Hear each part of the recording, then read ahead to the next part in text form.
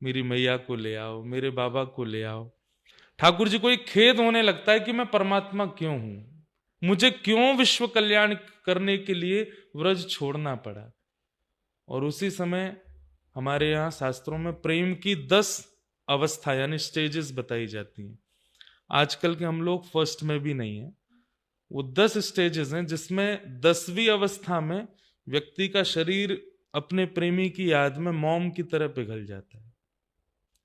तो जब ठाकुर जी ब्रजवासियों की याद करके ऐसे बैठे थे, तो उसी समय ये हाथ पिघल गए, पैर पिघल गए, आंखें पिघल गईं। जो ठाकुर जी के कमल नेत्र थे वो गोल हो गए, मुख पिघल गया, सर्वांगण अंग पिघलने लगा। तब भगवान की इस अवस्था को देख करके देवताओं में हड़कंप मच गया। बोले कोई जाओ और रोहिणी मैया को रोको कि कथा यहीं रोकें, नहीं तो ठाकुर जी तो नदी बन करके बहने लगेंगे। तब श्री नारद जी महाराज आए, आकर के अंदर वहां सब बैठ के कथा सुन रहे थे और आंखों से आंसू बह रहे।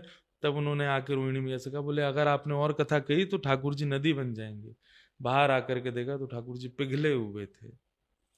सब लोग रोने लगे, बोले नाथ ही हमने क्या कर दिया, ऐसी कथा ही क्यों सुनाई कि आप पिघल गए।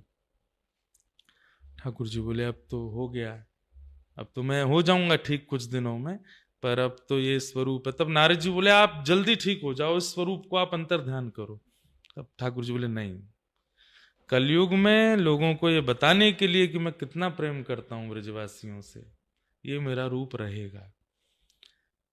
इंद्रद्युम्न नाम का राजा तपस्या करेगा, वो मेरी याचना करेगा, और उसके लिए मैं दारू यानी कि लकड़ी के रूप में जाऊंगा और उसके कारीगरों से मैं अपना स्वरूप बनवाऊंगा।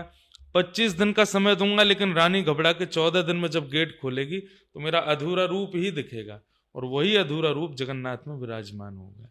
इसलिए ठाकुर जी ऐसे बैठे। वहां ठाकुर जी व्रजवासी और श्री किशोरी राधा रानी जी के प्रेम में विगलित बैठे और भुजा खोल के मानो कह रहे हैं कि ब्रजवासियों को लाके मेरे हृदय से लगाओ।